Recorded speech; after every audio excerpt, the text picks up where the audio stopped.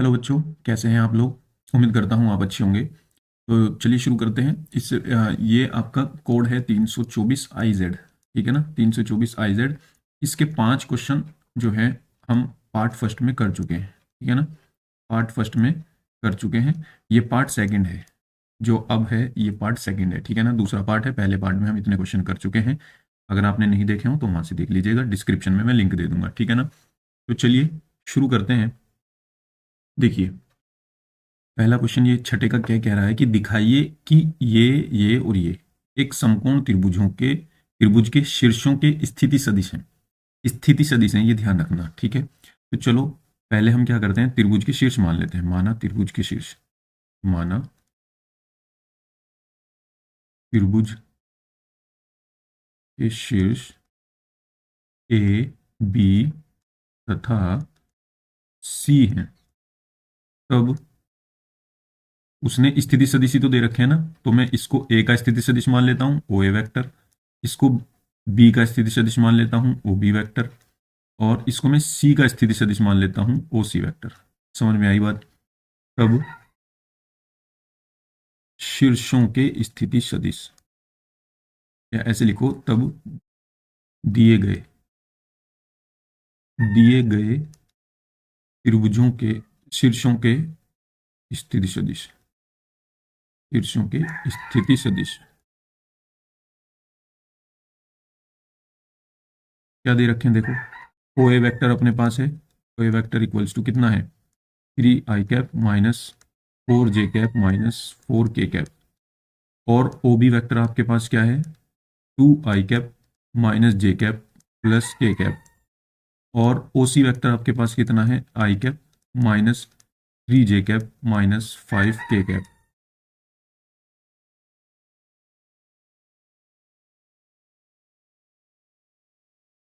O A O B O C हो गया अपने पास। अब हमें क्या करना है, अब हमें त्रिभुज की भुजाएं बनानी है। ठीक है ना, देखो हमारे पास कोई भी त्रिभुज होगा तो उसकी भुजाएं तो हमें निकालनी पड़ेगी ना। ये इसने स्थिति सदिश दे रखे हैं, भुजाएं नहीं दे रखी। तो हमें क्या करना होगा, तब त्रिभुज की भुजाएं, तब त्रिभुज की भुजाएं। अब आप जानते हैं, देखिए, मान लो मेरे पास यहाँ पे, मैं आपको बता देता हूँ इस तरीके से काम चलता है। ये एक्स एक्सिस है, मान लो ये वाई एक्सिस है। ठीक है ना, और ये यहाँ पे कोई जेड एक्सिस भी होती है। चलो अभी वो हम मानते नहीं, अभी हम 2D में हैं। और मेरे पास यहाँ पे कोई वेक्टर है, ये कोई ए पॉइंट है ना। तो इसका इसने स्थिति सदिश दे रखा है, ओ ए वेक्टर। ठीक है ना, स्थिति सदिश ये होता है ओ ए वेक्टर। अब मुझे निकालनी है त्रिभुज की कोई भुजा। मान लो ये है मेरे पास वो त्रिभुज कोई, ये बी है, ये सी है। मुझे निकालनी है ए बी भुजा, ये है ना। तो मुझे क्या करना होगा, मुझे ये ओ बी में से ओ ए घटाना होगा, तब जाके मेरे पास ये ए बी निकलेगी। ठीक है ना, तो इसको चाहे आप ध्यान भी ना रखो, बस मैं ये बताता हूँ कि त्रिभुज, ये स्थिति सदिश दिए हुए हैं, मुझे चाहिए भुजाएं। ठीक है ना, तो मैं भुजाएं निकालूंगा। सबसे पहले मैं ए बी भुजा निकालूंगा। ए बी भुजा क्या होगी, स्थिति सदिश बी का स्थिति सदिश माइनस ए का स्थिति सदिश, यानी कि ओ बी माइनस के ओ ए वेक्टर। तो ओ बी कितना है मेरे पास, 2 i cap minus j cap और प्लस k कैप।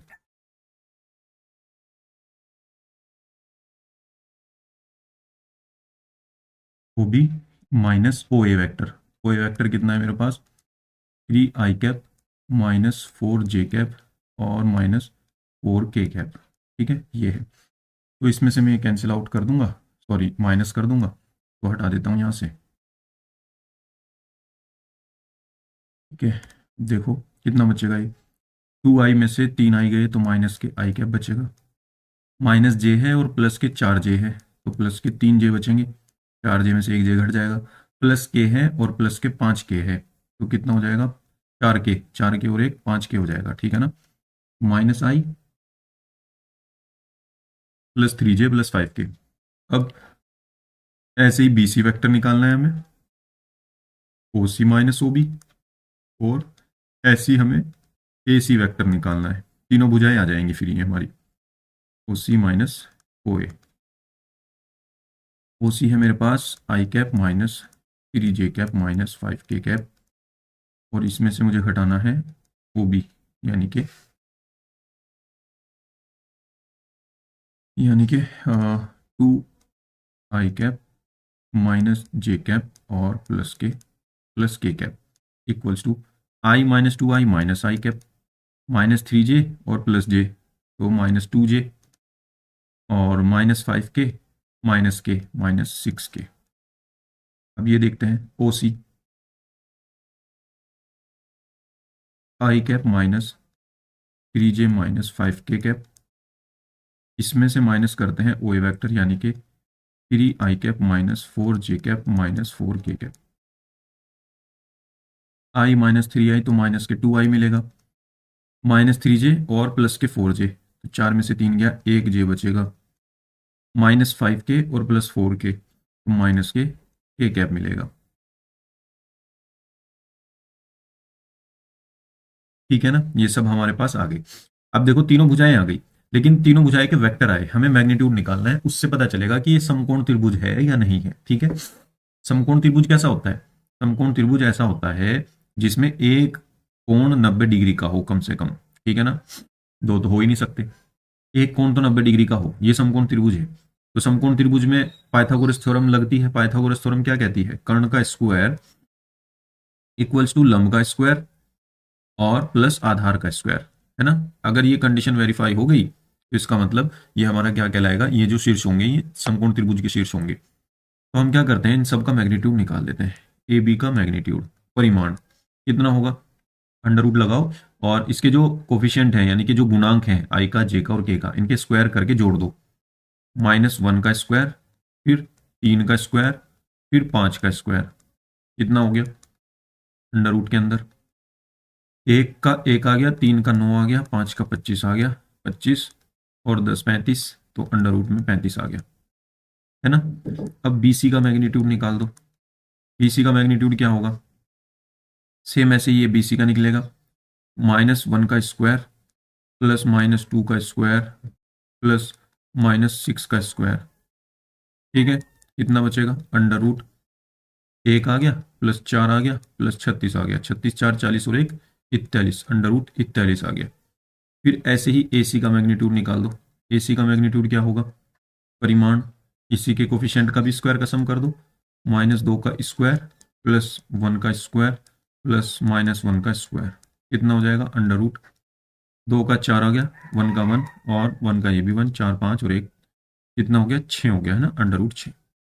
अब देखो पाइथागोरस थ्योरम क्या कहती है, अगर मैं यहाँ पे देखूं BC का स्क्वायर इक्वल टू, है ना, यहाँ पे इसका BC का स्क्वायर इक्वल टू कितना हो जाएगा, 43 आ जाएगा, और इन दोनों का स्क्वायर करूंगा और जोड़ूंगा तो 35 प्लस 6 ये भी 43 हो जाएगा। तो इसका मतलब यहाँ पाइथागोरस थ्योरम लग रही है ना। देखो BC का स्क्वायर इक्वल टू AB का स्क्वायर प्लस AC का स्क्वायर, ये वेरीफाई हो रहा है ना भाई। इसका स्क्वायर करोगे तो 43 आएगा, इसका स्क्वायर करोगे 35 आएगा, इसका स्क्वायर करोगे तो 6 आएगा। अब देखो 35 और 6 जोड़ेंगे तो 43 आएगा, तो वही तो हमने कहा है, BC का स्क्वायर इक्वल टू AB का स्क्वायर प्लस AC का स्क्वायर।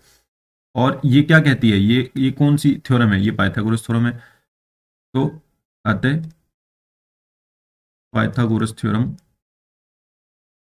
पाइथागोरस प्रमेय से दिए गए शीर्ष क्या है, समकोण त्रिभुज के हैं। ठीक है ना, समकोण त्रिभुज के हैं, समकोण त्रिभुज के हैं। ठीक है, बस ये बात प्रूफ हो गई। उम्मीद करता हूं आप ये समझ गए होंगे। चलिए नेक्स्ट क्वेश्चन पर चलते हैं। नेक्स्ट क्वेश्चन हमारा कहता है कि यदि ये कंडीशन है तो सिद्ध करो कि dy/dx कितना होगा। अब आप ये ध्यान रखो, ये क्वेश्चन इंपॉर्टेंट है, ठीक है ना, और ये बहुत दफा आया हुआ है पेपर में। इसको करते हैं, और ये थोड़ा अच्छा सा भी क्वेश्चन है ना। चलिए शुरू करते हैं इसको। हमारे पास है x under root one plus Y और plus Y under root one plus X equal to zero. इसको डायरेक्ट नहीं शुरू करना, आपको यहीं कहीं डिफ्रेंशिएशन करना शुरू कर दो, तो उससे आपका आंसर ये मुश्किल आएगा, बहुत मुश्किल पड़ जाएगा आपको। आपको क्या करना है, पहले इसको सॉल्व करना है, थोड़ा सा दोनों ओर का स्क्वायर करेंगे, इसको यहीं छोड़ दो, ये आएगा Y under root one plus X, इस वाली टर्म को उधर ले जाओ, ये हो जाएगा माइनस में X under root one plus में वाई। ठीक है, अब दोनों पक्षों का वर्क कर दो, squaring on both side, squaring on both side, दोनों ओर का स्क्वायर करेंगे तो ये क्या हो जाएगा, दोनों ओर का स्क्वायर करेंगे तो इधर हो जाएगा वाई स्क्वायर और ये रूट हट जाएगा 1 + x, इधर माइनस का स्क्वायर करेंगे प्लस हो जाएगा और ये x का स्क्वायर हो जाएगा, रूट हटेगा 1 + y आएगा।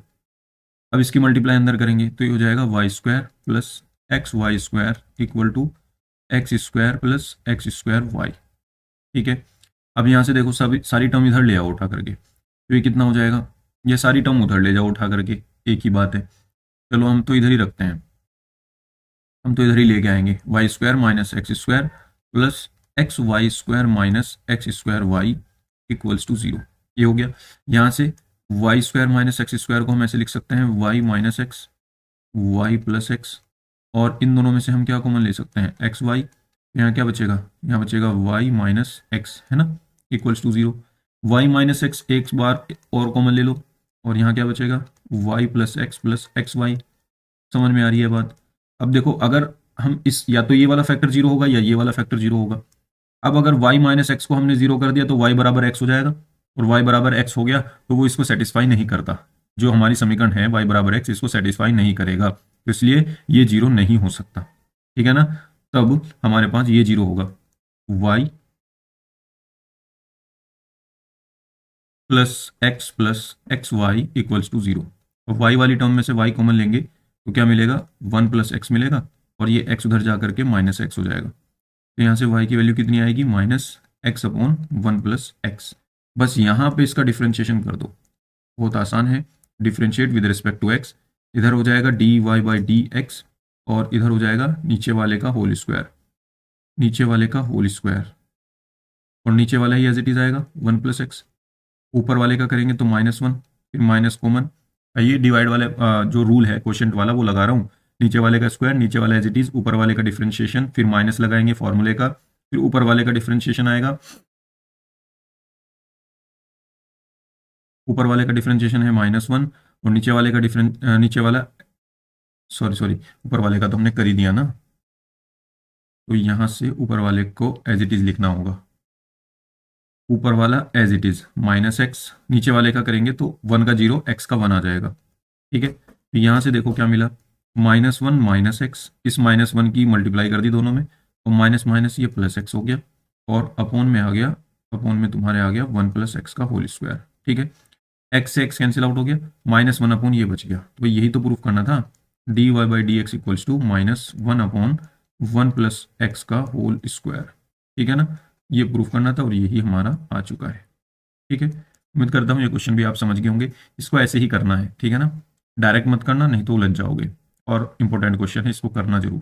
चलिए आगे चलते हैं नेक्स्ट क्वेश्चन पर। देखिए कह रहा है एक थैले में 10 सफेद तथा 5 काली गेंदें हैं। ओके, 2 गेंद एक के बाद एक निकाली जाती है और पहली गेंद दूसरी को निकालने से पहले वापस नहीं रखी जाती। मतलब कि थैले में से जब आप एक गेंद निकालोगे उसको निकाल करके बाहर रख लेनी है, फिर दूसरी निकालेंगे।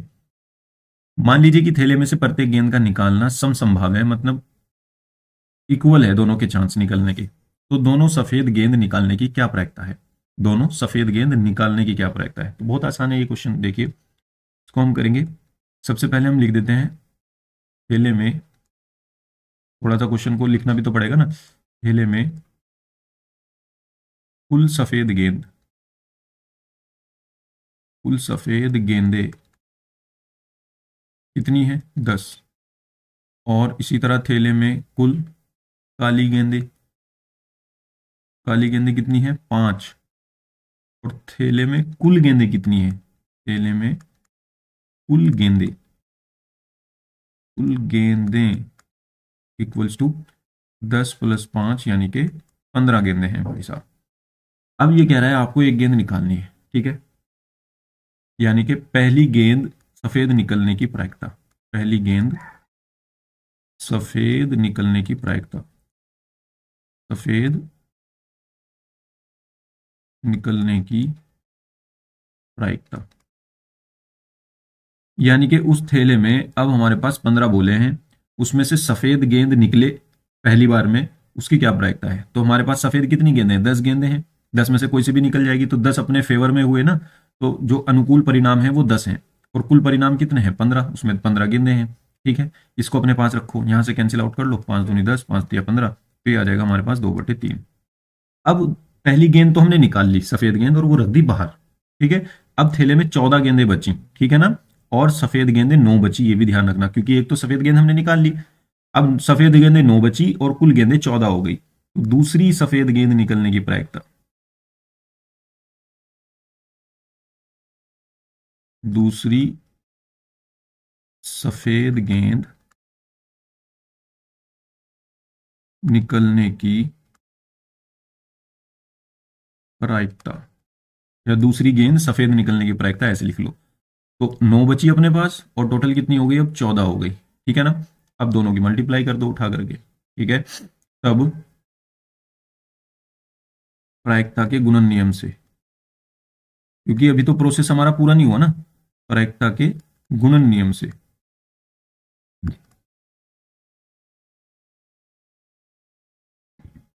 दोनों की उठा के मल्टीप्लाई कर दो। अभिष्ट प्रायिकता, अभिष्ट प्रायिकता मतलब कि पहली गेंद सफेद निकली, फिर दूसरी गेंद भी सफेद निकली, दोनों गेंद के सफेद निकलने की प्रायिकता है ये। अभिष्ट प्रायिकता लिख लो, या यहाँ पे लिख लो दोनों सफेद गेंद निकलने की प्रायिकता बराबर कितनी होगी, पहली है 2/3, उसकी मल्टीप्लाई कर दो इसके साथ 9/14, 2×7 = 14 और 3×3 = 9, तो ये आ जाएगा आपका 3/7। 3/7 आपका हो जाएगा आंसर। ठीक है, उम्मीद करता हूँ आप ये समझ गए होंगे, आसान क्वेश्चन था, कोई भी मुश्किल नहीं है। आगे चलते हैं। देखिए क्या क्वेश्चन है, दो सदिश ए और बी के लिए सिद्ध करना है कि सदैव ये वाली इनइक्वालिटी होल्ड करेगी। देखो बहुत आसान है ये, ठीक है ना। तो सबसे पहले इसके लिए हम जानते हैं, वी नो दैट, आपको ये पता होना चाहिए, यदि पहले मान लो, माना सदिश, माना सदिश ए व बी के बीच कोण थीटा है, ये हमने पहले मान लिया क्योंकि हम इसका यूज करेंगे। ठीक है, अब दूसरी बात ये देखो, इसने कहा सदैव, तो हम पहले ये मानो कि अगर ए और बी में से कोई एक जीरो हो जाए तो ये कंडीशन होल्ड करेगी, क्योंकि इधर भी जीरो हो जाएगा, उधर भी जीरो हो जाएगा, और जीरो इक्वल टू जीरो हो जाएगा। ये लेस देन इक्वल टू है, तो इक्वल तो है ना इसमें, तो ये कंडीशन सेटिस्फाई हो जाएगी, है ना। तो हम यहां कहेंगे, यदि यदि वेक्टर ए बराबर 0 या वेक्टर बी बराबर 0, तब असमीका, तब असमीका संतुष्ट करेगी, संतुष्ट करेगी अगर या तो ए 0 हो जाए या बी 0 हो जाए। अब हम ये मान के चलते हैं, अब तो माना ना तो वेक्टर ए 0 है और ना ही वेक्टर बी 0 है, तो उनका मैग्नीट्यूड भी 0 नहीं होगा, है ना। तो हमने मैग्नीट्यूड को माना, ना तो ये 0 है ना ये 0 है। अब हम ये मान के चलें कि ये 0 है ही नहीं, तब भी ये होल्ड करेगी या नहीं करेगी, वो हमें देखना है। ठीक है ना, हमने ये मान लिया। अब हम जानते हैं, हम जानते हैं हमारे पास एक फॉर्मूला होता है ए डॉट बी का। अगर हम इसका मैग्नीट्यूड लें तो ये इक्वल होता है वेक्टर ए के परिमाण के, वेक्टर बी के परिमाण के, और यहाँ पर कोस थीटा का भी परिमाण आ जाएगा, मोड आ जाएगा, क्योंकि हमने मोड ले लिया इधर का भी, तो इधर का भी मोड आ जाएगा, पूरे का मोड आ जाएगा, 2 का मोड पहले से था, इसका भी मोड आ जाएगा। यहां से अब मैं मोड कोस थीटा वैल्यू निकालता हूं, तो ये क्या आएगा, ये ए डॉट बी यहाँ पे रहेगा, और इसके अपोन में ये आ जाएंगे ए का परिमाण और बी का परिमाण। ठीक है, और इक्वल टू में बैठ जाएगा कोस थीटा। ठीक है, अब इसको रखो यहाँ पे 1 बना करके। अब तुम ये देखो, एक चीज और भी तो हम जानते हैं, वी नाउ दैट, हम जानते हैं, हम बहुत चीजें जानते हैं, है ना। वी नाउ दैट, हमें इसको बताना पड़ेगा। हम जानते हैं कि कोस थीटा की जो रेंज होती है वो -1 से 1 के बीच में होती है। कोस थीटा की जो रेंज होती है वो -1 से 1 के बीच में होती है, सबको पता है ये बात। ठीक है ना, कोस थीटा इससे बाहर जाता ही नहीं, है ना। तो अगर मैं कोस थीटा पे मोड़ लगा दूं तो वो -1 से तो मिलेगा नहीं। देखो मान लो ये -1 है और ये हमारे पास 1 है, कोस थीटा की वैल्यू इन्हीं के बीच में मिलेगी। लेकिन अगर मैं कोस पे मोड़ लगा दूं, मतलब कि अब सारी पॉजिटिव वैल्यू मिलेंगी, तो पॉजिटिव वैल्यू कहां से शुरू होती है, 0 से, तो 0 से आगे आगे की मिलेंगी फिर। ठीक है ना, तो मोड कोस थीटा 0 से 1 हो जाएगा। तो अगर मैं इस पे लगा दूं मोड तो ये हो जाएगा 0 से 1, 0 से 1। अब मुझे इसकी जरूरत नहीं है इस वाले पार्ट की, मुझे सिर्फ इस वाले पार्ट की जरूरत है। तो मैं यहां से ये लेकर के चलूंगा कि mod cos theta less than equal to 1। Mod cos theta की जगह ये रख दो यहाँ पर उठा करके समीकरण 1 से, तो क्या आ जाएगा, ए डॉट बी का परिमाण अपॉन ए का परिमाण और बी का परिमाण, और यहाँ पे आ जाएगा लेस देन इक्वल टू 1। ठीक है, समीकरण 1 से। अब यहाँ देखो, इसकी मल्टीप्लाई इधर कर दो बस उठा करके, तो ये क्या आ जाएगा, ए डॉट बी तो एज इट इज रहेगा, A dot B as it is रहेगा, और less than equal to A का मैग्नीट्यूड और बी का मैग्नीट्यूड। ठीक है ना, और ये कंडीशन आपकी प्रूफ हो जाएगी। ये तो प्रूफ करने के लिए कह रहा था ना वो, ये आपकी प्रूफ हो जाएगी। ठीक है, उम्मीद करता हूं आप ये समझ गए होंगे। बस हमें क्या करना है, पहले तो ये मानना है कि या तो ए जीरो हो या बी जीरो हो, तो ये बताना है उसको। अगर इनमें से कोई एक भी जीरो हुआ तो भी ये कंडीशन वेरीफाई करेगी, और दोनों जीरो हुए तब भी कंडीशन वेरीफाई करेगी। लेकिन अगर ये जीरो ना हुए, हमें तो सदैव के लिए देखना ना, हर कंडीशन में सेटिस्फाई होनी चाहिए। तो हम ये भी मान के चलेंगे फिर कि मान लेते हैं कि ये दोनों जीरो है ही नहीं। तो जब दोनों जीरो नहीं है तब देखो है या नहीं ये कंडीशन वेरीफाई। तो अब हम जानते हैं इसके लिए एक कंडीशन ये होती है, ए डॉट बी बराबर ए बी कोस थीटा। दोनों ओर का मोड लेंगे तो इधर का भी मोड आ जाएगा और इस पूरे का भी मोड आ जाएगा। इन दोनों पे पहले से मोड था तो मोड पे इनके फर्क नहीं पड़ेगा, सिर्फ कोस थीटा का मोड लग जाएगा। यहाँ से कोस थीटा की वैल्यू ये अपॉन में पहुंचा देंगे यहाँ। अब एक और बात कंडीशन यूज होगी कि कोस थीटा की रेंज -1 से 1 होती है। कोस थीटा का मोड लेंगे तो 0 से 1 हो जाएगी, और इसकी जरूरत हमें नहीं है, हम सिर्फ इसको ले लेंगे, ले सकते हैं, एसएमई का है ये। ठीक है ना, इसको भी ले सकते हैं, इसको भी ले सकते हैं, जिसकी जरूरत हो उसको लो। इसकी जरूरत है सिर्फ, तो हमने ये ले लिया। ठीक है ना, कोस थीटा की वैल्यू रख दी समीकरण 1 से यहाँ पर। ठीक है ना, समीकरण 1 से यहाँ पर ये वैल्यू रख दी हमने, और ये इधर क्रॉस मल्टीप्लाई कर दी, बस उठा करके ये प्रूफ हो गया। उम्मीद करता हूँ आप ये समझ गए होंगे। चलिए आगे चलते हैं नेक्स्ट क्वेश्चन पर। देखिए, इंटीग्रेशन का क्वेश्चन आया है, इसको करते हैं। देखो, इसको हम सबसे पहले कैसे करेंगे, इसको मैं लिख सकता हूँ 3x+5 अपॉन, नीचे से मैं एक्स स्क्वायर कॉमन ले लूँ तो मुझे मिलेगा x-1, और -1 कॉमन ले लूँ इन दोनों में से तो यहाँ पर भी मिलेगा x-1 dx। ठीक है, अब देखो 3x+5 अपॉन, इन दोनों में से x-1 कॉमन ले लूँ तो क्या मिलेगा मुझे, मुझे मिलेगा x² - 1। ठीक है, इस वाली टर्म में एक्स स्क्वायर बचेगा, इस वाली टर्म में -1 बचेगा। आता ही होगा सबको करना है तो। अब यहां से देखो थोड़ा सा और इसको सॉल्व करो, इस x-1 को मैं ऐसे ही लिखा रहने दूं, और इस वाले x² - 1 को मैं लिख सकता हूं x-1 और x+1, है ना। x² - 1 का स्क्वायर क्या हो जाता है, x-1 और x+1, ये हो जाता है।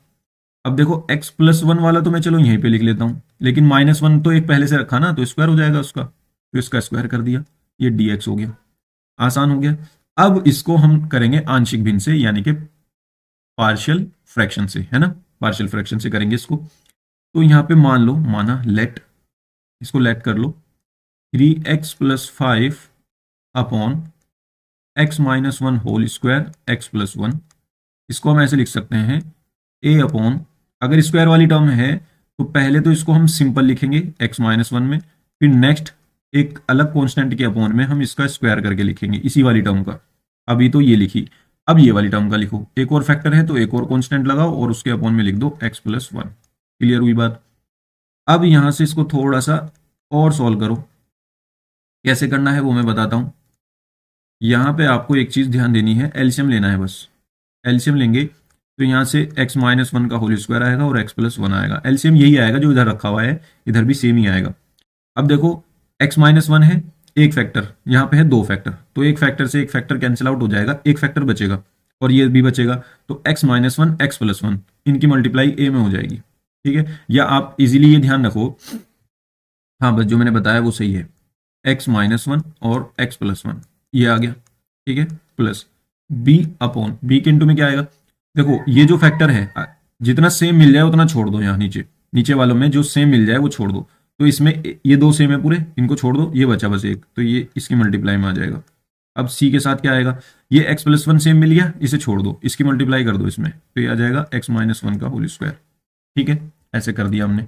अब यहां से देखो आगे क्या होगा, नीचे का जो है ना ये, इससे ये कैंसिल आउट कर दो, बस ये वाली टर्म ले लो ऊपर ऊपर की, ऊपर ऊपर की जो है ये पूरी ये ले लो, है ना। 3x+5 equal to a into x-1 X plus one plus B into X plus one plus C into X minus one का होल स्क्वायर। ठीक है, इसको बना लो समीकरण नंबर, यहाँ पे बनाओ इसको तो बनाओ एक, पहले इसको मान लो आई माना, है ना, ये तो है आई, इसको बनाओ वन, इसको बनाओ टू, इसको बनाओ थ्री। अब देखो यहाँ पे हमें एबीसी की वैल्यू निकालनी है। कुछ टीचर ये इस तरीके से भी कराते हैं कि यहाँ पे मल्टीप्लाई कर लेंगे सबकी और इधर भी एक क्वाड्रेटिक इक्वेशन बना लेंगे, जैसी इधर बन रही है ऐसे ही इधर बना लेंगे, ठीक है ना, पूरी पॉलिनोमियल इक्वेशन बना लेंगे और फिर कोफिशिएंट को कंपेयर कर देंगे, जो गुणांक हैं उनकी तुलना कर देंगे, है ना, तो उससे भी हो जाएगा ये। ठीक है, जैसा जिसको सही लगे वैसा वो कर सकता है, बस हमें ए बी और सी के वैल्यू निकालनी है। हम कैसे करेंगे, ये वाला ज्यादा आसान है, जिस तरीके से अब हम करेंगे ये ज्यादा आसान है। देखो हमारे पास कुछ फैक्टर हैं, एक ये है ना, ये। अब अगर मैं यहाँ पे x की वैल्यू 1 पुट कर दूं इस पूरी इक्वेशन में, तो देखो ये जीरो हो जाएगा, 1 माइनस वन जीरो, ये पूरा जीरो, 1 माइनस वन जीरो, ये पूरा जीरो, तो यहाँ से b की वैल्यू निकलेगी बहुत आसानी से। तो इस तरीके से हमें वैल्यू पुट कर करके निकालनी है। तो x बराबर 1 पुट करने पर या रखने पर,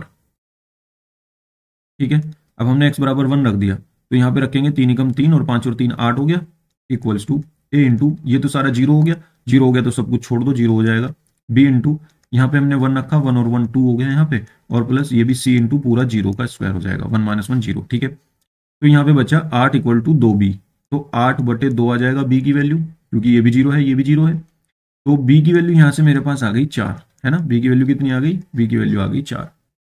अब आगे देखते हैं, अब इसी समीकरण 3 में, अभी हमने x बराबर 1 रखा था, अब की बार -1 रखो, क्योंकि देखो यहाँ पे जब -1 रखूंगा तो ये जीरो हो जाएगा, -1 रखूंगा तो ये जीरो हो जाएगा, है ना, तो यहाँ से -1 रखो, x बराबर -1 रखने पर,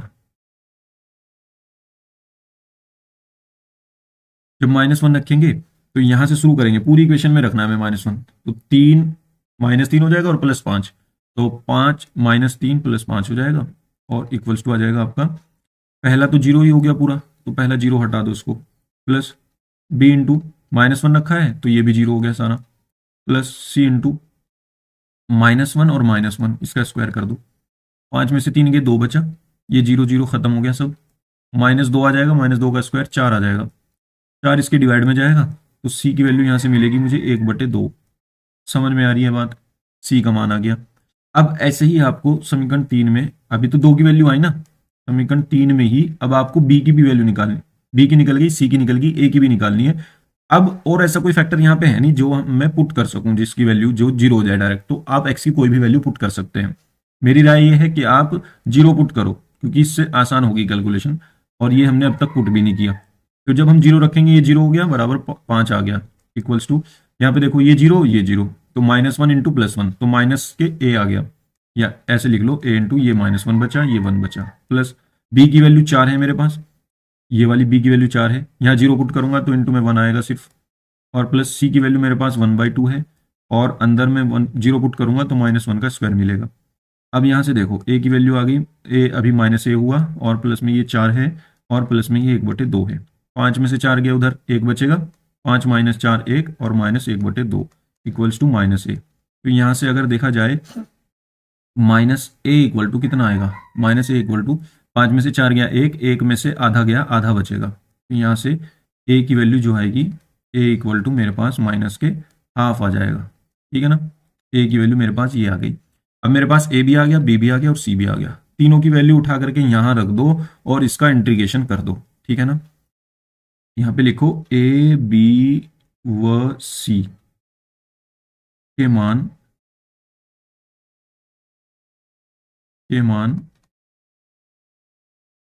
समीकरण 2 में रखकर समाकलन करने पर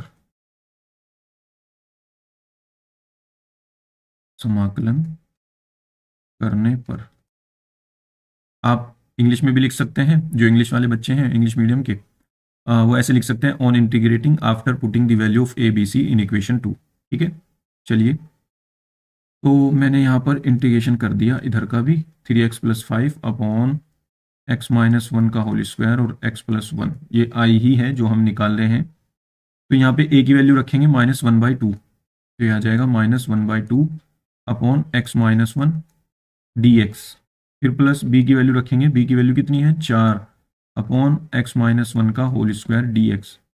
सी की वैल्यू रखेंगे कितनी है 1/2, तो सी की वैल्यू आ गई 1/2 upon x plus one D x. ठीक है, अब देखो यहां से क्या होगा, -1/2 कॉन्स्टेंट है, बाहर आ जाएगा और ये बचेगा इंटीग्रेशन ऑफ 1/(x-1) dx। ऐसे ही ये +4 बाहर आ जाएगा और x-1 का स्क्वायर है, नीचे तो चलता नहीं काम, तो इसको मैं ऊपर ले जाऊंगा, x-1 की पावर -2 हो जाएगा dx, और यहाँ पर 1/2 हो जाएगा बाहर, और ये हो जाएगा 1/(x+1) dx। ठीक है, अब देखो -1/2 है और ये कितना हो जाएगा log x-1, भाई 1/x का log x ही तो होता है ना, तो x-1 है तो log x-1 हो जाएगा, प्लस 4 इंटू, अब ये देखो x की पावर -2 है, ऐसे समझो इसको कि x की पावर -2 है, तो x की पावर -2 का क्या होगा, x की पावर -2+1 अपॉन -2+1, यानी कि -1/x आएगा, तो हम इसको लिख सकते हैं -1/(x-1) प्लस 1/2, ऐसे ही इसको लिख लो log x+1। ठीक है, और प्लस में आ जाएगा c। अब ये वाला और ये वाला, ये दोनों लगभग लगभग सेम ही है, यहां से आपका ये आ जाएगा, देखो इसका 1/2 और 1/2 कॉमन ले लेंगे, ठीक है ना, बचेगा log, इसको मैं m मान लेता हूं और इसको मैं n मान लेता हूं, तो log m minus log n हो जाएगा, तो ये हो जाएगा log m अपॉन n, यानी कि ये वाला जो प्लस में है वो ऊपर, जो माइनस में है वो नीचे। ठीक है, और प्लस माइनस माइनस हो जाएगा, माइनस के 4/(x-1) आ जाएगा और प्लस में c आ जाएगा, ये आपका आंसर हो जाएगा। उम्मीद करता हूं ये क्वेश्चन आप समझ गए होंगे। ठीक है ना, अब आगे चलते हैं नेक्स्ट क्वेश्चन पर। देखिए बच्चों, नेक्स्ट क्वेश्चन हमारा ये है सातवें का क्या है। ये क्वेश्चन भी मेरी नज़रों में बहुत इंपॉर्टेंट है, क्योंकि ये आपके बहुत से सेट में मैंने देख लिया है, आया हुआ है। ठीक है ना, अब वो क्या करेगा, ज़्यादातर में तो 1 1 पहले है और ये वाली बाद में है रो, ये वाली कॉलम यहाँ पर है और ये वाली कॉलम यहाँ पर है। ठीक है, तो मैंने इसे कई दफ़ा आपको करा रखा है, और ये 324 IY, यानी इससे जो इस सेट से पहले जो सेट मैंने कराया था 324 IY, उसमें भी ये क्वेश्चन मैंने आपको करा रखा है। ठीक है ना, वहां पर भी ये सातवां ही है और सातवें का क्या ही है, यहाँ पर भी ये सातवें का क्या ही है। ठीक है, चलिए मैं आपको दिखाता हूँ।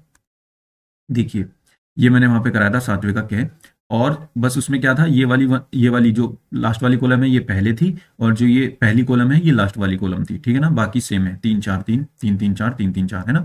तो इसी तरीके से आपको ये क्वेश्चन करना है, बस आप अपना ये वाला लेकर के चलना। ठीक है ना, सेम इसी तरीके से वेरीफाई हो जाएगा आपका ये। आपको क्या करना है, पहले डिटर्मिनेंट निकालना है, डिटर्मिनेंट के बाद उसके सेकंडज निकालने हैं, सेकंडज निकालने आपको आते ही हैं, नहीं आते तो आप पिछली वीडियो में जाकर के देख सकते हैं। ठीक है ना, मैंने आपको ये जब एक बार करा दिया है, तो अब इसको दोबारा कराना थोड़ा टाइम वेस्टिंग मुझे लगता है। ठीक है ना, आपको तो देखना ही है, तो आप दूसरी वीडियो में भी देख सकते हैं। ठीक है ना, बहुत से बच्चे ये कहते हैं कि सर आपको अगर नहीं कराना है, सर्च ही करवाना है, तो वीडियो बना ही क्यों रहे हो। अरे ऐसी बात नहीं है भाई, टाइम की भी बात है ना, तुम्हारे पास टाइम है पढ़ने का तो तुम पढ़ भी सकते हो, तुम तो यहाँ से नहीं वहाँ से देख सकते हो। ठीक है, और इसी तरीके से, जिस तरीके से तुम्हारे पास टाइम की कमी है, इसी तरीके से मेरे पास भी टाइम की कमी है। ठीक है ना, तो फिर भी मैं आपको बहुत चीज़ें करा रहा हूँ जो आपके काम की हैं। आपको लगता है आपके काम की है तो बिल्कुल आप देखिए, और अगर आपको लगता है कि काम की नहीं है तो छोड़ करके आगे बढ़ जाइए। ठीक है ना, निगेटिव कमेंट करने की कोई ज़रूरत नहीं है। चलिए आगे चलते हैं नेक्स्ट क्वेश्चन पर। देखिए, ये भी क्वेश्चन इंपॉर्टेंट है और ये भी क्वेश्चन कई जगह आया हुआ है। ठीक है ना, बहुत जगह मैंने इसको देखा है क्वेश्चन को, और ये क्वेश्चन ऐसा है कि कहीं तो चलो ये सेम ही मिलेगा तुम्हें, है ना, क्योंकि इस वाले ये वाला जो है ना क्वेश्चन XYZ की वैल्यू निकालने का, अभिविधि हल करने का, एक क्वेश्चन तुम्हारे पेपर में आता ही है ये क्वेश्चन। इसको आप जरूर करना है, ये 4 नंबर में, 5 नंबर में, 8 नंबर में तुम्हें जरूर देखने को मिलेगा। ठीक है, अब ये देखने को तो मिलेगा, लेकिन जरूरी नहीं यही मिल जाए, है ना, जरूरी नहीं आपको यही मिल जाए, तो आप इसका प्रोसेस अच्छे से समझ लीजिए जैसे मैं कराऊंगा। ठीक है, जैसे मैं कराऊंगा ऐसे समझ लीजिए, बाकी कुछ नहीं दिक्कत आने की इसमें। सबसे पहले आपको क्या करना है, सबसे पहले आप लिखेंगे दी गई समीकरण। कैसे लिखेंगे, दी गई समीकरण, ऐसे लिख लो, दी गई समीकरण। क्या समीकरण दी गई है, लिखो इनको, x+y+z = 2। ठीक है, दूसरी लिखो फिर 2x - y sorry plus Y minus 3z equal to 0। तीसरी लिखो x minus Y plus Z minus 4 है, इस 4 को उधर भेज दो तो इक्वल टू में 4 आ जाएगा, ठीक है ना। तो इसको पहली इक्वेशन बना लो, इसको दूसरी इक्वेशन बना लो, इसको तीसरी इक्वेशन बना लो, तीनों इक्वेशन लिख गई। अब इन समीकरणों को ए एक्स बराबर बी रूप में लिखने पर नंबर चाहिए तो आपको ऐसे ही लिखना पड़ेगा, ठीक है ना। तो यहाँ पे हम ए एक्स बराबर बी के रूप में लिखेंगे।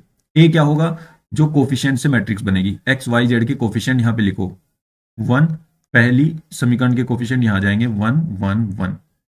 फिर यहाँ पे देखो 2 1 माइनस 3, तो 2 1 माइनस 3। तीसरी में देखो 1 माइनस 1 1, तो 1 माइनस 1 1। ये हमने लिख दिया ए। अब लिखेंगे x, जितने वेरिएबल हैं वो आप यहां लिख दो ऐसे कॉलम मैट्रिक्स बना करके, ठीक है। स्तंभ आव्यूह बना दो और ऐसे लिख दो। और जो ये b है, b ये आएगा यहां से 204 204, ठीक है ना। ऐसे समझ में आई बात। इस तरीके से आपको लिख लेना है, ये आपका a होगा, ये आपका x होगा, ये आपका b होगा। अब जो आपके पास a आव्यूह बनी, आव्यूह a का आपको डिटर्मिनेंट निकालना है, ठीक है ना। क्या निकालना है, डिटर्मिनेंट। तो आव्यूह ए आपके पास क्या होगी, आव्यूह ए आपके पास ये होगी 1 1 1 2 1 माइनस 3 1 माइनस 1 और 1। ये आपके पास आव्यूह सारणिक है। इसका सारणिक जब आप निकालोगे, सारणिक निकालना आता ही होगा, सारणिक आएगा इसका 10, ठीक है ना। और 10 को देखना है कि ये इक्वल टू 0 है या नहीं। 10 तो 0 के इक्वल नहीं है, तो अगर 0 के इक्वल नहीं है तो ही क्वेश्चन को आगे बढ़ाएंगे। अगर 0 के इक्वल आ गया तो आगे नहीं बढ़ेगा, क्योंकि हमें ए इनवर्स निकालना है, ए का व्युत्क्रम आव्यूह निकालना है। और वो पॉसिबल तभी है, वो तभी संभव है जब डिटर्मिनेंट, ए का डिटर्मिनेंट यानी ए का सारणिक 0 ना आए, ठीक है। ए का सारणिक 0 नहीं आया, इसका मतलब ये व्युत्क्रमणीय आव्यूह है, इसका व्युत्क्रम निकाला जा सकता है। अब ए के सहखंडों से बना आव्यूह बनाओ, ए के सहखंडों से बना आव्यूह, सहखंडों से बना आव्यूह। सहखंड कौन से होते हैं, सहखंड होते हैं कोफैक्टर, ठीक है ना। कोफैक्टर से जो मैट्रिक्स बनेगी वो बना दो। देखो मैं आपको एक रो बना के दिखा देता हूं, फिर बाकी आप खुद से बना लेना, ठीक है ना। चलिए इसको मैं बी नाम दे दूंगा, इसको मैं क्या नाम दे दूंगा, बी। इसको बी नाम दे देते हैं, सहखंडों से बना आव्यूह बी। कैसे बनेगा, पहला एलिमेंट क्या आएगा, जो ये पहला एलिमेंट है ना ये वाला, इसको, इसकी रो, इसकी कॉलम और इसकी रो को छोड़ दो। यहां से इसकी मल्टीप्लाई, बस ये सारणिक सोल्व करो। तो 1 एक एकम 1, फिर माइनस लगा के इसकी गुना इसमें, तो 1 माइनस 3 आएगा, माइनस 2 आएगा, तो इसको हम लिख लेंगे माइनस 2, ठीक है। अभी जो हम लास्ट क्वेश्चन अभी हमने किया ये वाला, इसमें भी देखो यहाँ पे ये सहखंड निकाले गए हैं, ए के सहखंड इस तरीके से निकलेंगे। और फिर यहाँ पे ऐसे एडजॉइंट, ऐसे एक मैट्रिक्स बनेगी बी। ये वाली जो मैट्रिक्स है ना अंदर, ये बी है। और इसको बनाते वक्त ये ध्यान रखना है आपको, ये साइन ध्यान रखने हैं, पहला प्लस में आएगा, दूसरा माइनस में, तीसरा प्लस में, ठीक है। अपनी तरफ से हमें साइन लगाना है। तो जैसे ये आ गया हमारा, ये पहले वाला, हमें इसमें जो आएगा वो जू का तू रखना है। दूसरे वाला जो आएगा उसमें माइनस की मल्टीप्लाई करनी है। तीसरे वाला जो आएगा उसे जू का तू रखना है। तो माइनस कहाँ कहाँ लगने हैं, एक तो यहाँ माइनस से मल्टीप्लाई करनी है, एक इस वाले एलिमेंट में, एक इस वाले एलिमेंट में, और एक इस वाले एलिमेंट में। बाकी सारे एलिमेंट जो आएंगे जू के तू लिखने हैं, ठीक है। अब मैं डायरेक्ट लिख रहा हूं, आप इसको खुद से कर लेना, ठीक है ना। तो बी क्या जो आएगा यहाँ पे, हाँ बी का जो आएगा वो क्या आएगा। अच्छा एक गलती यहाँ से हमसे हो गई, ये -1 है कि +1 है ये देखना पड़ेगा। इसमें -1 दिया गया है ना, इसमें ये -1 दिया गया है, हाँ ABC ये, अच्छा ये यहाँ पर भी प्लस है और ये वाला, हाँ इसने साइन में थोड़ा सा फर्क इसमें दे दिया है। चलिए इसको हम खुद से सॉल्व करेंगे, ठीक है ना, सारे खुद ही निकालते हैं, क्योंकि यहाँ पे इसने साइन में चेंज कर दिया और ये पीछे भी आया हुआ है क्वेश्चन, बस हल्का सा साइन में ही इसने थोड़ा सा चेंज कर दिया, कोई बात नहीं। तो पहला हमने निकाल ही दिया है, अब दूसरा निकालते हैं। देखो दूसरे एलिमेंट जो है इसकी रो और कॉलम छोड़ दो, इसकी गुना इसमें करो, 2 एकम 2, माइनस लगा के इसकी गुना इसमें करो, तो 2 और माइनस माइनस प्लस 3, 3 एकम 3, तो 2 + 3 5 आएगा। लेकिन जो भी ये साइन आया इसका उल्टा साइन लेना है यहाँ पर, तो ये माइनस आ जाएगा। उसके लिए ये कॉलम ये ध्यान रखना, पहला प्लस आएगा, दूसरा माइनस, तीसरा प्लस, ये प्लस, सॉरी ये माइनस, ये प्लस, ये माइनस, और ये फिर प्लस, ये माइनस, ये प्लस, ये ध्यान रखना है तुम्हें, ठीक है ना, इस तरीके से। तो दूसरे के चिन्ह के साथ छेड़छाड़ करनी है, तीसरे वाले के साथ नहीं छेड़छाड़ करनी। तो है तो ये दोनों सेम, तो ये गया ये गया, इसकी गुना इसमें कर दो, -2 और -1, तो -3 आएगा ये।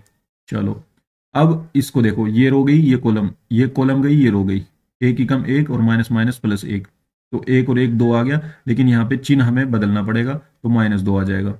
अब बीच वाला देखो, ये गया ये गया, एक -1, ये तो जीरो आएगा। फिर ये गया, -1 और -1 -2, लेकिन चिन्ह चेंज करना पड़ेगा तो 2 आएगा। अब ये गया, -3 -1 -4, इसमें कोई छेड़खानी नहीं।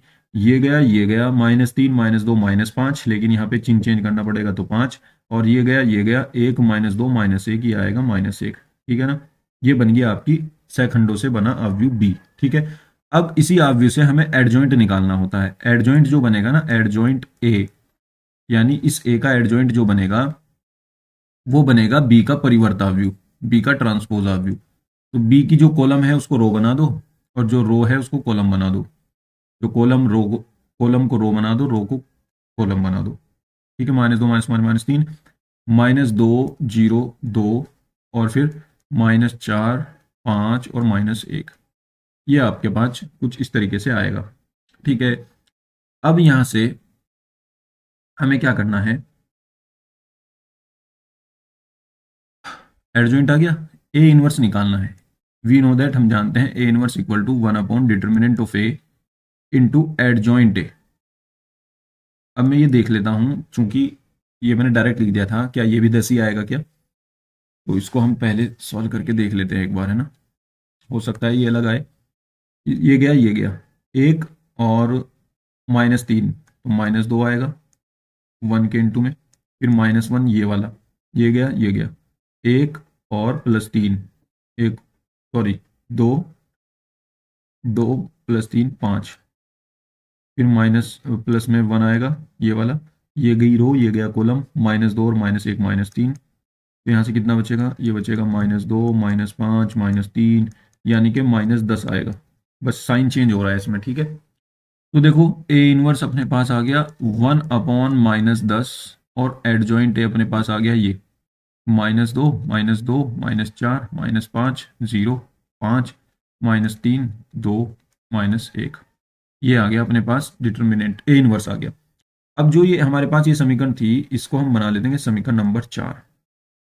समीकरण 4 से, ऐसे कहो समीकरण 4 से ए एक्स बराबर बी था, तो वहां से एक्स बराबर ए इनवर्स बी हो जाएगा। ए को जब इधर पहुंचाएंगे तो इनवर्स हो जाएगा ए इनवर्स बी। अब जो ये एक्स हमारे पास है वो है एक्स वाई जेड, इस तरीके का एक्स है। ए इनवर्स हमने ऊपर निकाल दिया, 1/-10, और पूरा ये सारणिक है, पूरा अवयव है, -2 -2 -4 -5 0 5 -3 2 -1, और यहाँ पर हमारे पास है इसमें बी की वैल्यू अपने पास ये रही 2 0 4, फिर 1 2 2 0 4। अब इसकी गुना करो इसमें, देखो क्या आएगा। एक चीज और ध्यान रखनी है इसमें, ये -1/10 भी है ना बाहर, तो -1/10 भी रखना है बाहर। अब यहाँ देखो जरा, -2 की गुना -2 में करेंगे -4 आएगा, फिर -2 की गुना 0 में करेंगे तो 0 आएगा, फिर -4 की गुना 4 में करेंगे, -4 चौक 16 आएगा, फिर -5 दूनी 10 आएगा, फिर दूसरा 0 आएगा, फिर तीसरा 5 चौक 20 आएगा, तीसरा देखो -3 दूनी 6 आएगा, और फिर 2 0 0 आएगा, और फिर -4 आएगा। अब यहाँ से देखो क्या बना, यहाँ ने बना -1/10, और अंदर बन गया हमारे पास 16 4 20 -20, और 20 -10 ये हो गया 10, 20 में से 10 के 10 बचे। ये 20 कहाँ से आया, इसकी गुना ऐसे करी थी, ठीक है। ये वाला 5, ये वाला 5, एक मिनट, ये 5 देख लो जरा सही आया क्या। ये वाला 5 कहाँ से आया था, यहाँ से, ये गया ये गया, -3 -2 -5, और एक वहाँ का 5, हाँ ठीक है, प्लस, ठीक हो सही है दो, और -6 -4 -10, ये आ गया। अब जब इस -10 से सबको डिवाइड करेंगे तो सब क्या क्या आ जाएंगे वो देखो, माइनस से माइनस कटेगा, 10 दूनी 20, माइनस के 10 एकम 10, और माइनस से माइनस कट के 10 एकम 10, ये एक ही आएगा। तो यहाँ से कंपेयर जब हम करेंगे तो एक्स वाई जेड की क्या वैल्यू आएगी, एक्स की वैल्यू 2, वाई की -1, जेड की 1, ठीक है ना। तो यहाँ से क्या आ जाएगी भाई साहब, यहाँ पे हमारी आ जाएगी x की वैल्यू 2, y की वैल्यू -1 और z की वैल्यू 1। उस क्वेश्चन में भी यही आ रही थी वैल्यूज और यहाँ पर भी यही आ रही हैं, लेकिन थोड़ा सा चेंज है, हल्का हल्का सा, ठीक है ना। तो इस तरीके से ये क्वेश्चन होगा भाई, इसको जरूर कर लेना, इंपॉर्टेंट क्वेश्चन है और तरीका भी ये इंपॉर्टेंट है, ये प्रोसेस भी इंपॉर्टेंट है। एक क्वेश्चन ऐसा आपको पेपर में आपके मिलेगा। चलिए आगे चलते हैं। 8वें का क्या क्वेश्चन देखिए, यहां से यानी कि जो आपका निश्चित समाकलन है उसमें से भी एक क्वेश्चन आपको दिखेगा। कुछ एग्जाम्पल हैं, 2-4 एग्जाम्पल को जरूर कर लेना और एक्सरसाइज जो मेन है वो वाली उसको जरूर कर लेना। तो चलिए देखिए इस क्वेश्चन को कैसे करेंगे। सबसे पहले लेफ्ट हैंड साइड ले लो इसकी, लेफ्ट हैंड साइड, और इसको आई मान लो कि माना आई है, ये माना आई बराबर 0 to π/4 log 1 + tan theta D theta. आप सब जानते हैं प्रगुण 4 क्या है, P4। प्रॉपर्टी 4 क्या कहती है? प्रॉपर्टी 4 ये कहती है कि अगर 0 to a मेरे पास f(x) dx है तो हम उसको ऐसे भी लिख सकते हैं 0 to a f(a-x) dx, कोई फर्क नहीं पड़ेगा। मतलब अपर लिमिट में से x घटा करके लिख दो। तो हम क्या करेंगे, यहाँ पर इसमें प्रगुण 4 ही लगाएंगे इससे। तो i बराबर कितना हो जाएगा, 0 to π/4 log, ये आ जाएगा 1 + tan π/4, यानी अपर लिमिट में से हमने x घटा करके लिख दिया। x यहाँ पर थीटा है, ठीक है भाई, ये ध्यान रखना है। और यहाँ पे आ जाएगा डी थीटा। i =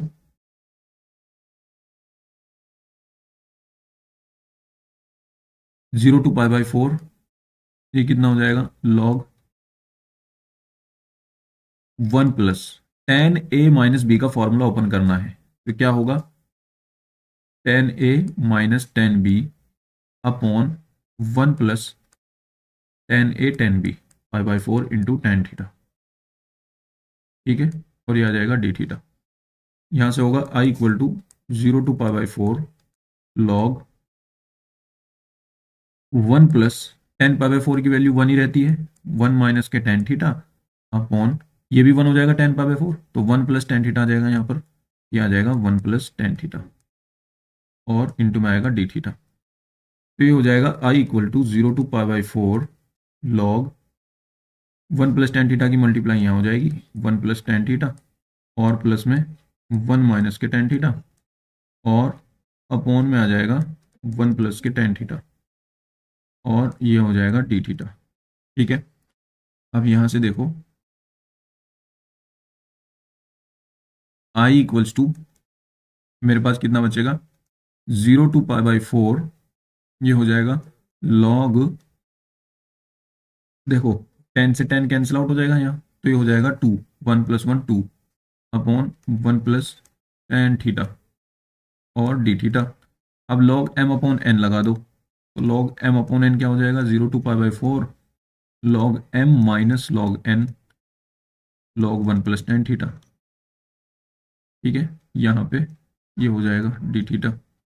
अब ये इंटीग्रेशन दोनों को अलग अलग बांट दो, डिस्ट्रीब्यूट कर दो, π/4 log 2 के पास अलग चला जाएगा डी थीटा माइनस, और 0 to π/4 log, ये हो जाएगा 1 + tan थीटा डी थीटा, ये अलग हो जाएगा। अब ध्यान से देखो, ये जो चीज है ये हमारे पास वापस से आई बन गई। ये देखो हम आई मान के चले थे ना, 0 to π/4 log 1 + tan theta D theta, यही बना 0 to π/4 log 1 + tan theta D theta. तो इसको हम आई रख देंगे यहाँ, ये कितना हो जाएगा, i =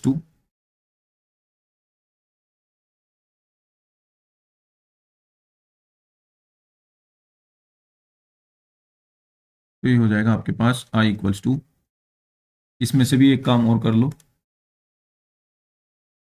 log 2 जो है वो कांस्टेंट है, उसको दे देंगे बाहर, हो जाएगा 0 to π/4 1 into D theta minus, ये बन जाएगा आई को उधर भेज देंगे तो ये हो जाएगा 2i और ये हो गया log 2, और यहाँ पर जो 1 का इंटीग्रेशन होगा वो हो जाएगा थीटा, लिमिट आ जाएगी 0 से π/4, लिमिट जब हम रखेंगे तो ये हो जाएगा log 2 और इंटू में π/4 माइनस के 0।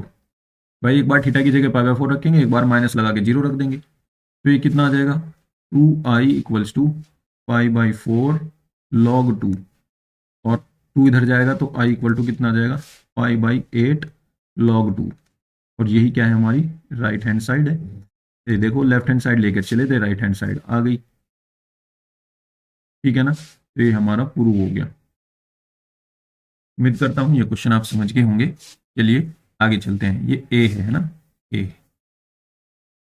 तो देखिए बच्चों, नेक्स्ट क्वेश्चन आपका ये कहता है, सिद्ध कीजिए एक शंकु के अंतर्गत महत्तम वक्रपृष्ठ वाले लंबवर्तीय बेलन की त्रिज्या शंकु की त्रिज्या की आधी होती है। तो बच्चों ये क्वेश्चन जो है ना, ये भी इंपॉर्टेंट क्वेश्चन है आपका। अब आप ये कहोगे कि ये सारे इंपॉर्टेंट बता रहे हैं भैया।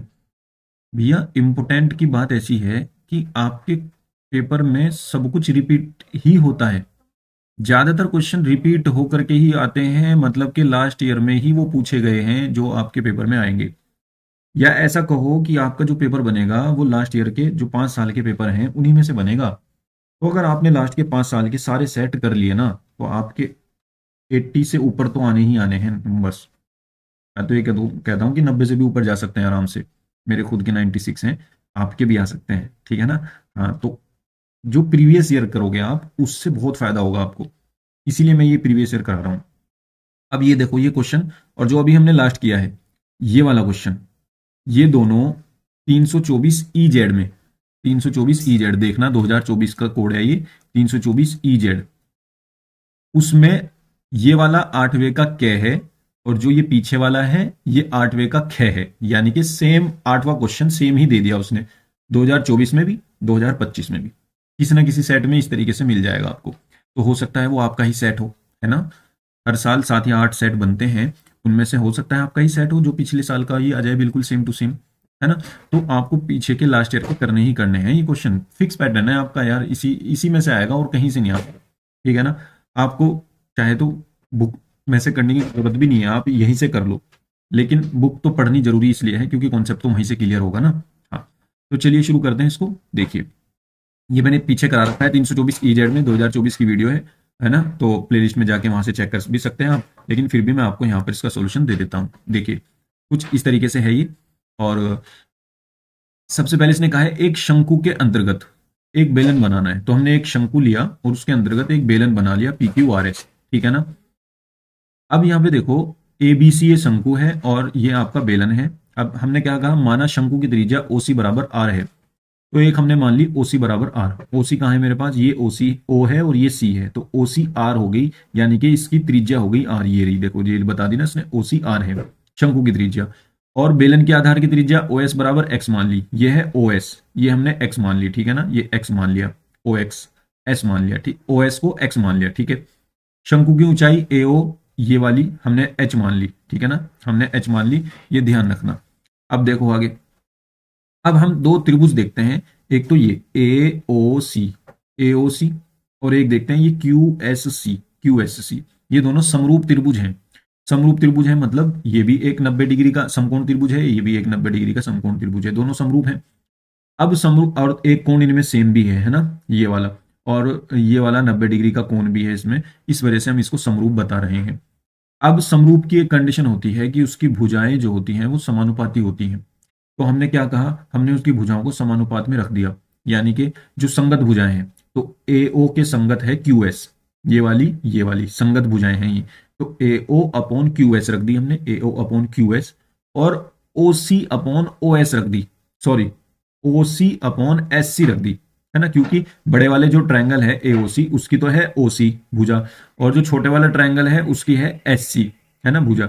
तो OC अपॉन SC रख दी। ये नई प्रॉपर्टी हमने यूज करी क्योंकि ये 9th क्लास की है, 9th की या 10वीं क्लास की है कि समरूप त्रिभुजों की जो संगत भुजाएं होती हैं वो समानुपाती होती हैं, है ना। तो ये समानुपाती हमने रख दी, मतलब के बराबर होंगी, समान अनुपात होगा उनका, ठीक है। यहां से हमने QS को उधर भेज दिया, सॉरी QS की वैल्यू निकाल ली। तो इनको पलटेंगे, पलटने के बाद जो AO आएगा उसकी मल्टीप्लाई इधर हो जाएगी। यहां से बस एक काम करो, QS इधर पहुंचा दो, OC नीचे ले आओ, SC मल्टीप्लाई में ले जाओ, ये आ गया। अब यहां से देखो बारी बारी, AO क्या है, AO तो H है, ठीक है, H रख दिया। OC क्या है, OC R मानी हुई थी, R रख दी। SC क्या है, SC डायरेक्ट तो नहीं मानी, लेकिन OC माइनस OS हो जाएगी, तो OC माइनस OS कर दी, क्योंकि OC पता है मुझे और OS भी पता है, तो OC में से OS घटा दूंगा तो SC बच जाएगी, तो OC में से OS घटा दिया, R माइनस X आ गया। यहां से हमने QS निकाला, QS मतलब छोटा वाला जो ट्रायंगल है इसकी, यानी ये जो ये बना ना बेलन, इसकी ऊंचाई निकाली हमने असल में। तो ये बेलन की ऊंचाई है QS, ठीक है ना। अब बेलन का वक्र पृष्ठ देखो क्या होता है, सब जानते हैं 2πRh होता है ना, 2πRh। तो R जो हमने माना है बेलन का वो तो x मानी है, बेलन की त्रिज्या जो मानी है वो तो x मानी है, तो R की जगह x रख दी। और जो ऊंचाई आई है बेलन की वो ये आई है बेलन की ऊंचाई, तो बेलन की ऊंचाई हमने ये रख दी h/r, r माइनस एक्स, ठीक है ना। अब यहां से देखो हमने क्या किया, 2 पाई, ये h/r तो ले लिया बाहर और x की मल्टीप्लाई कर दी अंदर, rx माइनस एक्स स्क्वायर। अब r के रिस्पेक्ट में हमने यहाँ डिफ्रेंशिएशन कर दिया dw r2x, ठीक है ना। तो यहाँ पे क्या हो गया, dA/dx हो गया, ये कांस्टेंट है बाहर ही रहेगा, x का 1 हो गया तो r बचा और x स्क्वायर का 2x हो गया, ठीक है। उच्चतम निम्नतम मान के लिए हम dA/dx को 0 रखते हैं, हर क्वेश्चन में यही करते हैं। तो dA/dx को हमने 0 रख दिया, यहां से हमने क्या किया, इसकी वैल्यू निकाली। तो जब इसको 0 रखेंगे तो ये तो कांस्टेंट है, पूरा 0 में चला जाएगा, r माइनस 2x बराबर 0 आएगा, x की वैल्यू r/2 आ गई।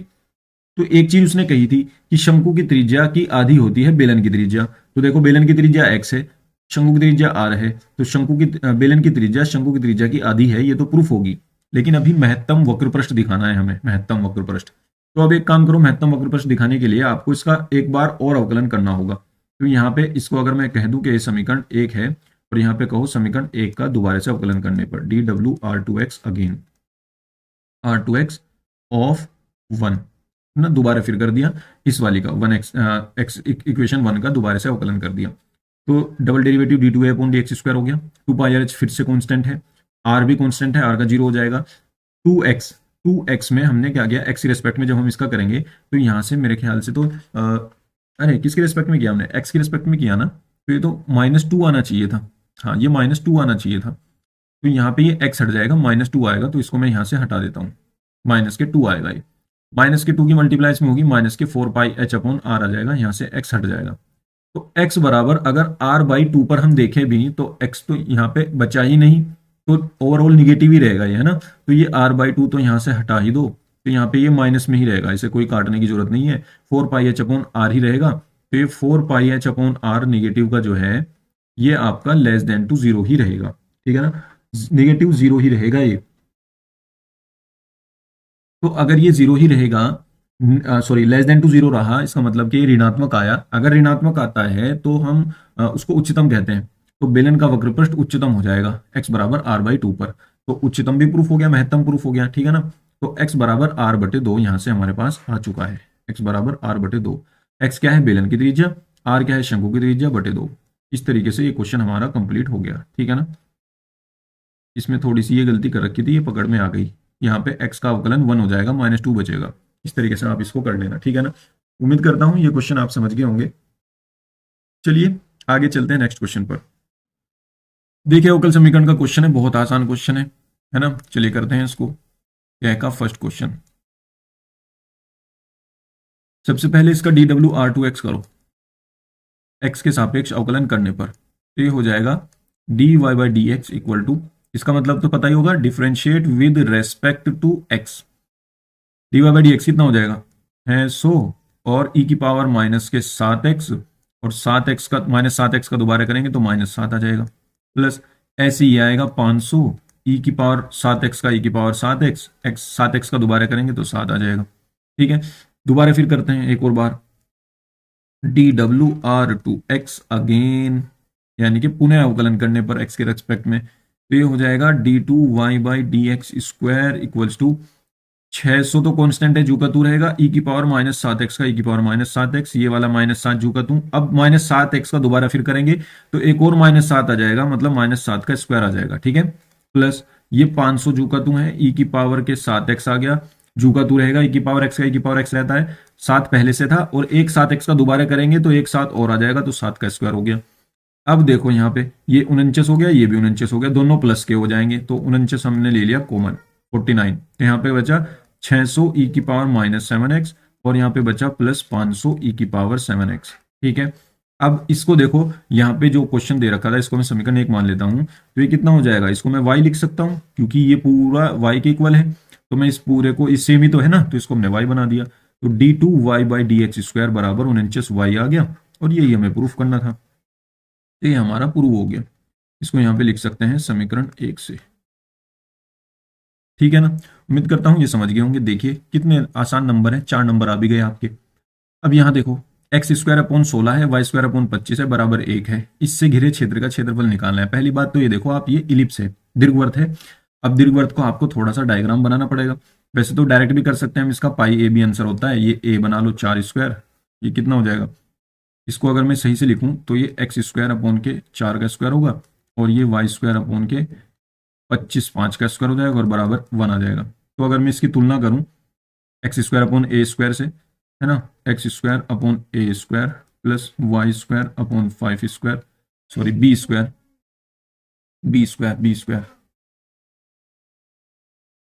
बी स्क्वायर इक्वल टू 1 से तुलना।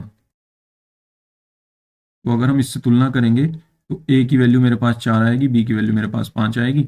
और जो अगर डायरेक्ट मैं बात करूं कंपटीशन के लिए, तो इसका आंसर होता है पाई ए बी, है ना। तो पाई ए की वैल्यू है 4, बी की वैल्यू है 5, तो यानी कि 20 पाई आंसर आ जाना चाहिए इसका। चलो देखते हैं हमारी शॉर्ट ट्रिक काम करेगी या नहीं करेगी, है ना। अब देखो, पहले तो मुझे इसका डायग्राम बनाना पड़ेगा, तो डायग्राम बनाते हैं इसका। छोटा सा मैं यहाँ पे बना देता हूँ। ये लीजिए, यहां से ऐसे करके हमने ये डायग्राम बना दिया।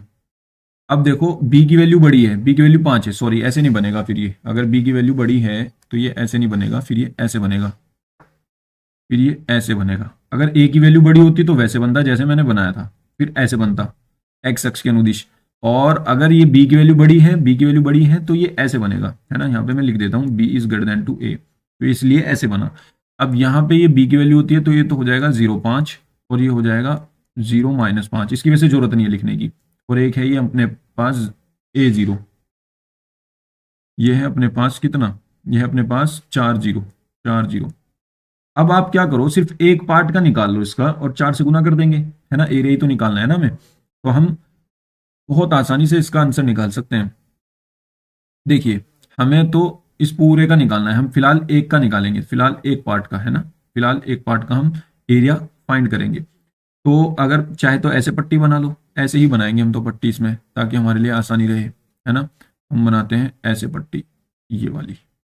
तो इस पट्टी की चौड़ाई तो dx मान लो, और लंबाई इसकी y मान लो, है ना। इसका नाम रख दो यहाँ पे O, इसका नाम A, इसका नाम B। तो हम कहेंगे दीर्घवृत्त का क्षेत्रफल, एक काम और कर लो पहले, क्योंकि हमें y की जरूरत पड़ेगी, तो यहां से y की वैल्यू निकाल लो पहले, है ना।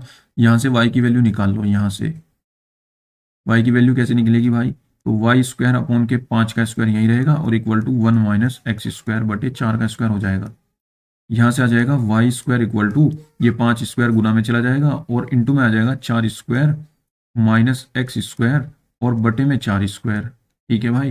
और यहां से जब मैं y की वैल्यू निकालूंगा, रूट में चली जाएगी उधर, और रूट में से ये 5 और 4 आ जाएगा बाहर, तो 5/4 आ जाएगा, और अंडर रूट में बचेगा 4 का स्क्वायर माइनस एक्स का स्क्वायर। ठीक है, इतना बचेगा ही। अब मेरे भाई आ जाओ आगे, y की वैल्यू हमारे पास आ गई, ठीक है ना।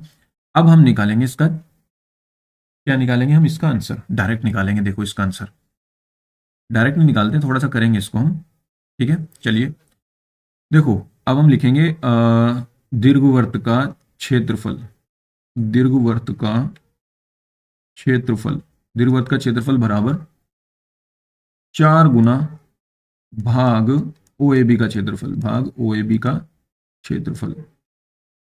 तो अपने पास हो जाएगा ये 4 गुना भाग ओ ए बी का क्षेत्रफल, कहां से कहां तक चले, एक्स एक्सिस में चले हम, 0 से 4 तक चले, और यहाँ पे आएगा वाई डी एक्स। अब ये हो जाएगा 4 गुना 0 to 4, वाई की वैल्यू है अपने पास 5/4 अंडर रूट, इसको मैं सही करके लिख देता हूँ,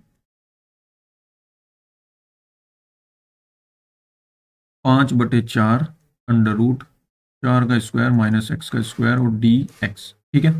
अब इसका आपके पास होना चाहिए 4, 5/4 बाहर आ जाएगा, और 0 to 4, और ये हो जाएगा अंडर रूट 4 का स्क्वायर माइनस एक्स का स्क्वायर डी एक्स। ठीक है, चलिए नेक्स्ट पेज पर चलते हैं।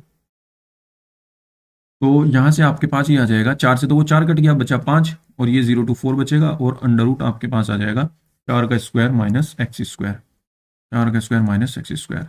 अब आप एक फॉर्मूला जानते होंगे, एक सूत्र ये कहता है कि अगर आपके पास 0 to, ये तो खत्म कर दो, अगर आपके पास under root A square minus X square D X है तो आप उसको कैसे लिखेंगे? तो ऐसे लिखेंगे x/2 under root A square minus X square plus a²/2 sine inverse x/a plus C. ये फॉर्मूला कहता है ना? तो ये फॉर्मूला हम लगाएंगे इसमें। तो भाई मेरे पास यहाँ पे देखो ये आ जाएगा 5 गुना, सबसे पहले आएगा x/2, x तो मेरे पास x ही है, x/2 under root A square minus X square यानी कि 4 square minus X square. Limit भी है अपनी, ये भी ध्यान रखना है। तो इस पे अलग ही दे देता हूँ मैं लिमिट, है ना, इतने पार्ट पे मैं अलग दे देता हूँ लिमिट 0 से 4 प्लस a²/2, ए स्क्वायर मेरे पास 4 का स्क्वायर है, 4² by 2 sign inverse x/a। x कितना है मेरे पास? x ही है, a मेरे पास 4 है। इसकी भी लिमिट दे देता हूँ, इस पार्ट की भी, कॉन्स्टेंट की कोई लिमिट नहीं होती, 0 से 4 लिमिट। c नहीं आएगा इसमें क्योंकि ये डेफिनेट इंटीग्रल है। तो 5 गुना, अब यहाँ देखो जब मैं 4 बाहर से यहाँ पे रखूंगा तो ये 4² माइनस 4² 0 हो जाएगा, ये भी सारा 0 हो जाएगा। तो पहला तो 0 हो गया, माइनस जब मैं 0 रखूंगा तो 0 यहाँ रख दूं पहले, तो 0 ये सारा 0 में हो जाएगा, 0 की गुना किसी में भी करेंगे तो 0 ही आएगा, तो ये तो हो गया खत्म। प्लस 4²/2 मतलब 16/2, 16/2। यहाँ पे देखो 4 में यहाँ पे रखूंगा तो 4/4 1 आ जाएगा, तो साइन इनवर्स 1 का मतलब होता है π/2, है ना, π/2 ही होता है साइन इनवर्स 1 का मतलब। भाई यहाँ पे देखो ना, साइन इनवर्स अगर 1 है तो आप इसको ऐसे नहीं लिख सकते क्या यार, साइन इनवर्स साइन π/2, और साइन से साइन हट जाएगा, π/2 आ जाएगा, ठीक है। तो π/2 आ गया, माइनस जब 0 रखेंगे तो ये 0 ही हो जाएगा, बहुत आसान है। 2 8 16, ठीक है। यहाँ पे बचा 5, कितना आया? 8π/2, 2 से इसको काटेंगे, 2 चौक 8, मिला क्या? 5 गुना 4π, और 4π की गुना 5 में करेंगे तो कितना आएगा? 20π। मेरे ख्याल से यही आया था शॉर्ट में आंसर हमारा, है ना। तो ये आ जाएगा क्षेत्रफल इसका इतना आ गया, यूनिट स्क्वायर, जो भी यूनिट होगी आपकी, है ना, वर्ग इकाई, यूनिट स्क्वायर, ये आपका आंसर हो जाएगा। उम्मीद करता हूं आप ये क्वेश्चन समझ गए होंगे। चलिए आगे चलते हैं नेक्स्ट क्वेश्चन पर। ये आपका फॉर्मूला है, इसको आप लर्न करना। फॉर्मूले तो आपके सारे लर्न होने चाहिए अगर आपको 80 से 90 से ऊपर नंबर लाने मैथमेटिक्स में, बस उसके अलावा कोई तरीका नहीं है। देखो बच्चों, इसको हम कैसे करेंगे क्वेश्चन को, इसमें आपको एक चीज है, ये जो coat theta minus tan theta है ना, अगर इसको क्वेश्चन में सॉल्व करेंगे तो थोड़ा बड़ा सा दिखेगा, इसको पहले सॉल्व कर लो, ठीक है ना। यहाँ इसको अलग से सॉल्व कर लेते हैं, एक चीज अलग से सॉल्व कर लेते हैं इसको। ये जो हो जाएगा हमारे पास, देखो coat theta minus tan theta, ठीक है। इसको मैं क्या लिख सकता हूँ? इसको मैं लिख सकता हूँ cos theta upon sine theta minus sine theta upon में कोस थीटा, ऐसे लिख सकते हैं। इसकी मल्टीप्लाई इधर, इसकी मल्टीप्लाई इधर, कितना हो जाएगा? ये हो जाएगा cos square theta minus sine square theta, और डिवाइड में आ जाएगा sign theta cos theta, sign theta cos theta, ठीक है। ऊपर जो बन गया cos square theta minus sine square theta, ये तो कोस 2 थीटा का फॉर्मूला बन गया।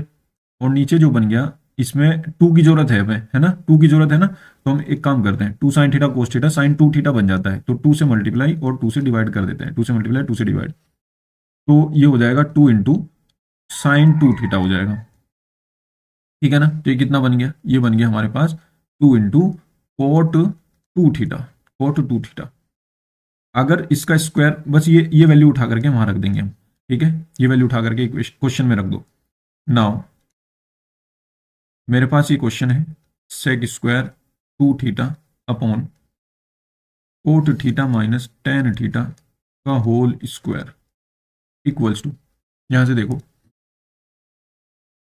यहां से मेरे पास सेकेंड स्क्वायर 2 थीटा अपॉन, इसकी वैल्यू में रख दी 2 कोट 2 थीटा, तो ये कितना हो गया? 4 coat square 2 theta D theta. 1 upon coat हो जाता है 10, तो मैं इसको लिख सकता हूं 1/4, ये हो जाएगा आपका tan square 2 theta into sec square 2 theta D theta. अब देखो, अगर टेन को मान लो, टेन को कुछ मान लो, टी मान लो, तो सेक स्क्वायर का आ जाता है। तो यहां पे हम एक चीज लेट कर लेते हैं, let let tan 2 theta, tan 2 theta equal to T. तो टेन का होता है डिफरेंशिएशन सेक स्क्वायर थीटा, है ना, टेन का हो जाएगा सेक स्क्वायर, और 2 थीटा का दोबारा फिर करना पड़ेगा, तो 2 आएगा और इनटू में डी थीटा आएगा और इक्वल टू में डी टी आएगा। तो ये 2 डिवाइड में पहुंचा दो, यहाँ पर ये हो जाएगा आपका sec square 2 theta D theta equal to D T by 2। समझ में आई बात? अब देखो इसको हमने टी माना है और इसका हमारे पास डिफ्रेंशिएशन आ गया है, तो बहुत बढ़िया। अब हमारे पास ये वापस से आ जाएगा 1/4, और ये जो 1/2 है ना, ये भी बाहर ले आओ, 1/2 समाकलन टेन 2 थीटा की जगह हमने रखा टी, उसका स्क्वायर है तो टी स्क्वायर हो गया, sec square 2 theta D theta की जगह रखेंगे डी टी बाई 2, और डी टी हमने यहाँ रख दिया और बाई 2 हमने बाहर रख दिया। तो ये हो गया अपने पास कितना, ये हो गया अपने पास 1/8 टी स्क्वायर का समाकलन कितना हो जाएगा, टी क्यूब बाई 3, और प्लस में आ जाएगा सी। तो ये हो गया 1/24 टी क्यूब प्लस सी, और ये हो जाएगा 1/24 टी क्यूब की वैल्यू रख दो, टी की वैल्यू रख दो, कितना आ जाएगा टेन 2 थीटा का होल क्यूब और प्लस में सी। चाहे तो आंसर यहीं पे छोड़ दो या आप इसको ऐसे लिख दो 1/24 टेन क्यूब 2 थीटा प्लस सी, आपका ये आंसर हो जाएगा। उम्मीद करता हूं आप ये क्वेश्चन भी अच्छे से समझ गए होंगे। और इसी के साथ हमारा ये पूरा जो है अनसोल्ड 324 आईजेड पूरा हो चुका है, ठीक है ना। अब इसकी पीडीएफ आपको कहां पर मिलेगी, इसकी पीडीएफ आपको मिलेगी टेलीग्राम ग्रुप में, टेलीग्राम ग्रुप में मिलेगी, और उसकी लिंक डिस्क्रिप्शन में होगी, ठीक है ना। डिस्क्रिप्शन में लिंक दे दूंगा, वहां से टेलीग्राम ग्रुप ज्वाइन कर लेना और पीडीएफ वहां से पूरी की पूरी उठा लेना। पीछे के जितने भी अनसोल्व कराए हुए हैं सबकी पीडीएफ मैंने वहां डाल रखी है, इंपॉर्टेंट क्वेश्चन की डाल रखी है, वो सारी वहां पे पड़ी है। आगे और भी मैं डालूंगा तो उसको ज्वाइन कर लेना, आपका ही फायदा है उसमें, ठीक है ना। अब अगर आपने चैनल को सब्सक्राइब नहीं किया है तो पहले चैनल को सब्सक्राइब कर लीजिए, क्योंकि मैं आगे भी आपके लिए बहुत इंपॉर्टेंट वीडियो लाने वाला हूँ, ठीक है ना। उससे आपको बिल्कुल फायदा आपको आपके एग्जाम में मिलेगा, ठीक है ना। तो चलिए मिलते हैं नेक्स्ट वीडियो में, बाय।